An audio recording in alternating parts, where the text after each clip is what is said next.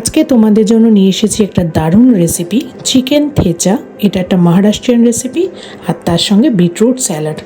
তো ফার্স্টে চিকেন থেচাটা বানিয়ে নিচ্ছি। বোনলেস চিকেন নিয়েছি, তাতে লবণ, গোলমরিচ গুঁড়ো আর একটু লেবুর রস দিয়ে চিকেনটা মিক্স করে সাইডে রেখে দেবো। এরপর এই থেচার যে মেন প্রিপারেশন সেটা রেডি করব। তার জন্য লাগছে রসুন, কাঁচা লঙ্কা।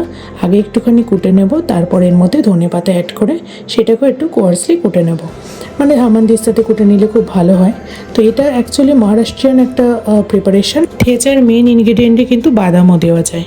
যাই হোক, এরপরে ফ্রাই প্যানে বাটার অ্যাড করেছি, তার মধ্যে এই চিকেনগুলোকে দিয়ে হালকা একটু সটে করে নেব, বা যতক্ষণ সেদ্ধ হয় ততক্ষণ ফ্রাই করে নেব। এরপর বিটরুট স্যালাড বানাতে নিলাম।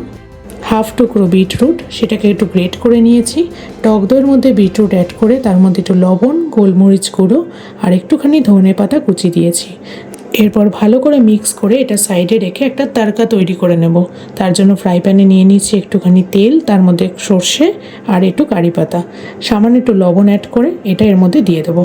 এটা মিক্স করে নিলে বিটরুট রায়তা কিন্তু রেডি। ব্যাস, আমার কিন্তু চিকেন থেচা উইথ বিটরুট রায়তা তৈরি হয়ে গেছে। এই কম্বিনেশনটা কিন্তু দারুণ খেতে লাগে।